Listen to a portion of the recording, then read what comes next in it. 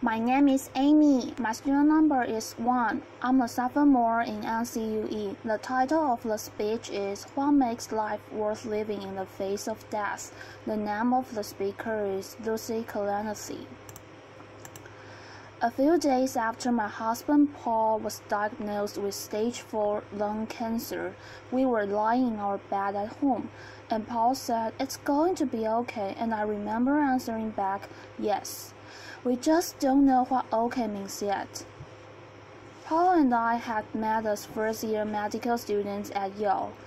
He was smart and kind and super funny. He used to keep a gorilla suit in the trunk of his car, and he'd say, "It's for emergencies only." Laughter. I fell in love with Paul as I watched the care he took with his patients. He stayed late talking with them, seeking to understand the experience of illness and not just its technicalities. He later told me he fell in love with me when he saw me cry over an EKG of a heart that had ceased beating. We didn't know it yet, but even in the heady days of young love, we were learning how to approach suffering together.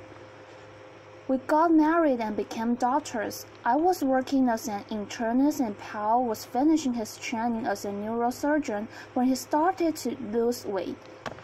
He developed excruciating back pain and a cough that wouldn't go away, and when he was admitted to the hospital, a CT scan revealed tumors in Paul's lungs and in his bones.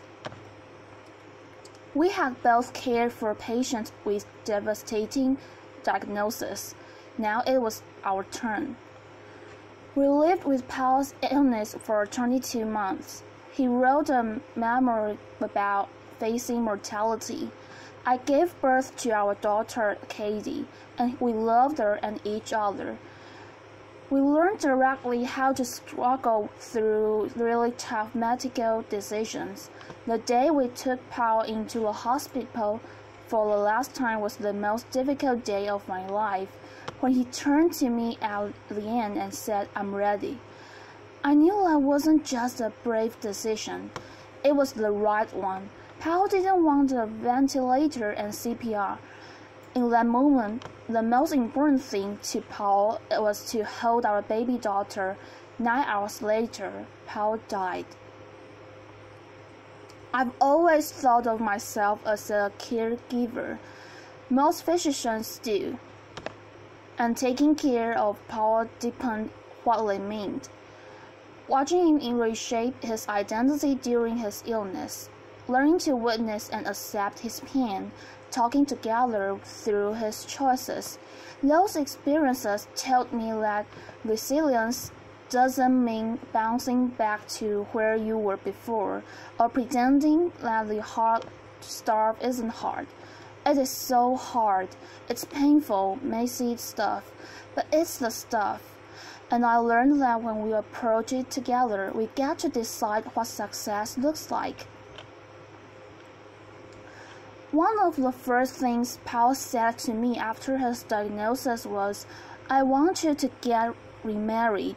And I was like, wow, I guess we get to say anything out loud. Laughter. It was so shocking and heartbreaking and generous and really comforting because it was so starkly honest. And that honesty turned out to be exactly what we needed. Early in Paul's illness, we agreed we would just keep saying things out loud. Tasks like making a will or completing our advance directives, tasks that I had always avoided, were not as daunting as they once seemed.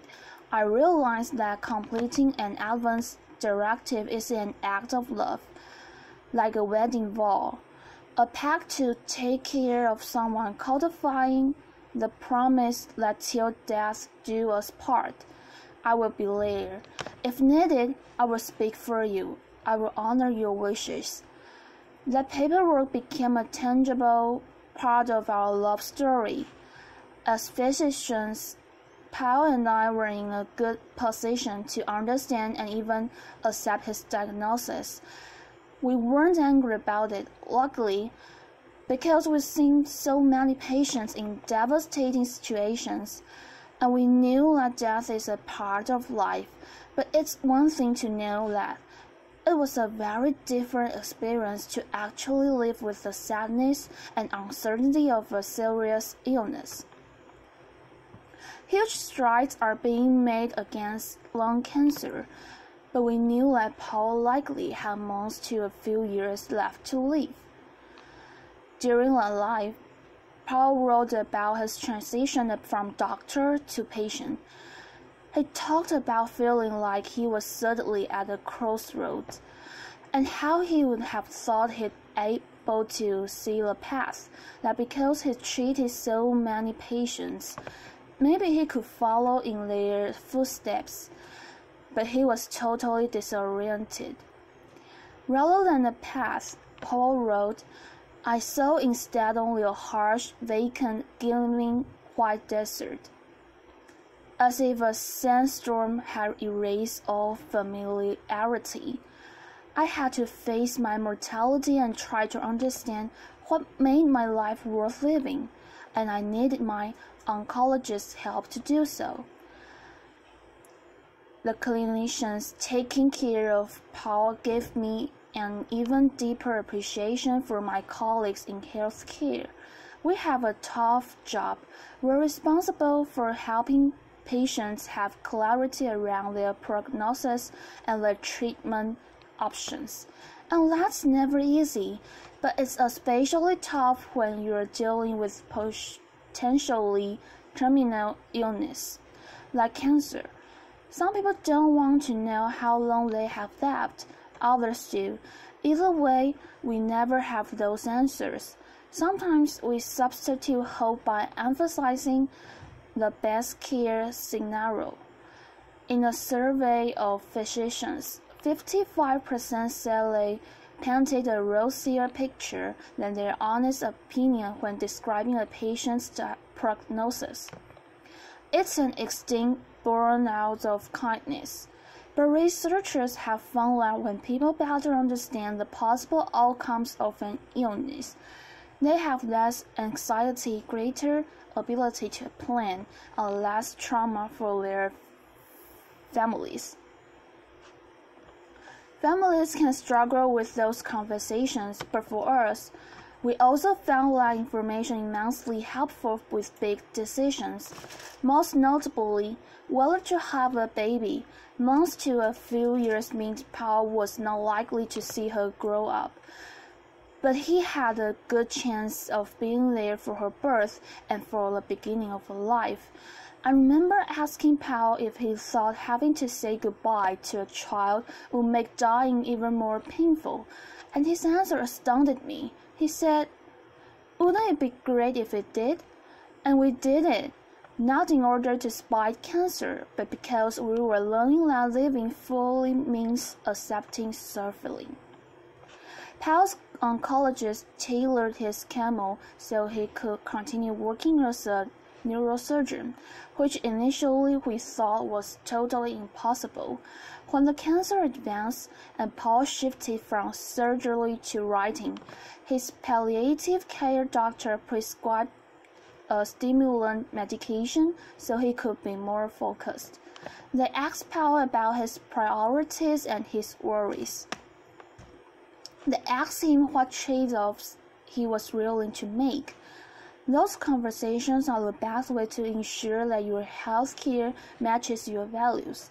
Paul joked that it's not like that birds and bees talk you have with your parents, where you all get it over with as quickly as possible and then pretend it never happened.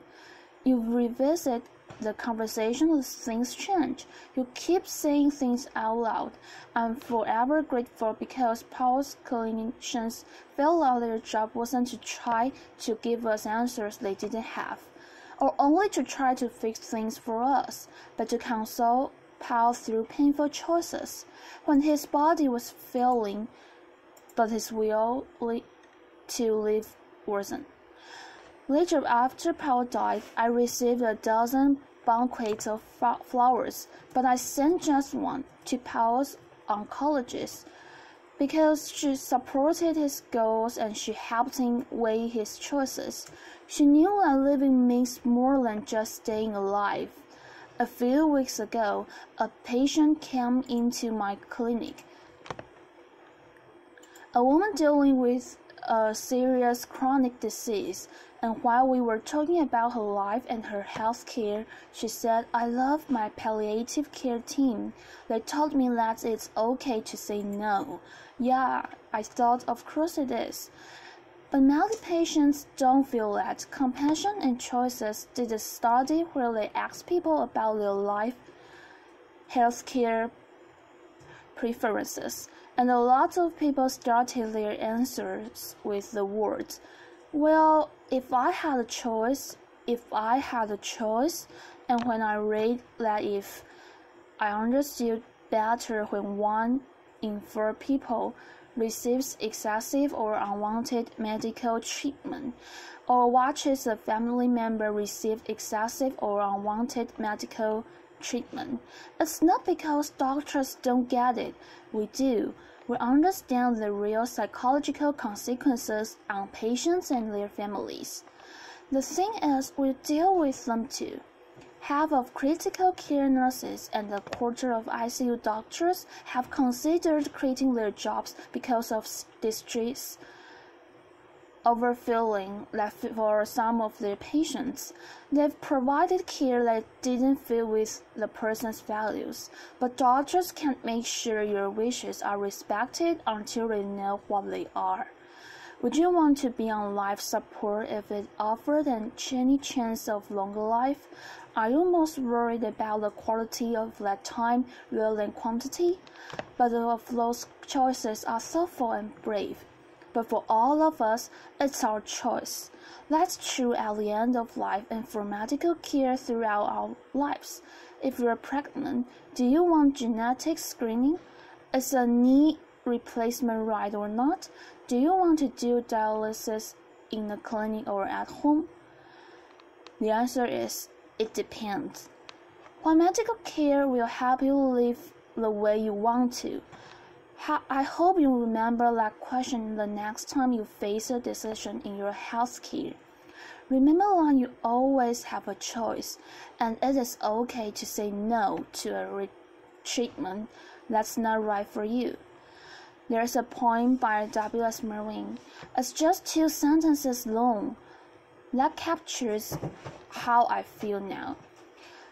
Your absence has gone through me like thread through a needle. Everything I do is stitched with its color. For me, that poem evokes my love for Paul, and a new fortitude that came from loving and losing him. When Paul said it's going to be okay, that didn't mean that we could cure his illness. Instead, we learned to accept both joy and sadness at the same time, to uncover beauty and purpose both despite and because we are all born and we all die. And for all the sadness and sleepless nights, it turns out there is joy. I lit flowers on Paul's grave and watched our 2-year-old run around on the grass. I built bonfires on the beach and watched the sunset with our friends. Exercise and mindfulness meditation have helped a lot, and someday I hope I do get remarried. Most importantly, I get to watch our daughter grow. I've thought a lot about what I'm going to say to her when she's older. Katie, engaging in the full range of experience, living and dying, love and loss is what we get to do. Being human doesn't happen despite suffering. It happens within it. When we approach suffering together, when we choose not to hide from it, our lives don't diminish. They expand. I've learned that cancer isn't always a battle, or if it is, maybe it's a fight for something different than we thought. Our job isn't to fight fate, but to help each other through. Not as soldiers, but as shepherds. That's how we make it okay, even when it's not. By saying it out loud, by helping each other through, and a gorilla suit never hurts either. Thank you. Applause.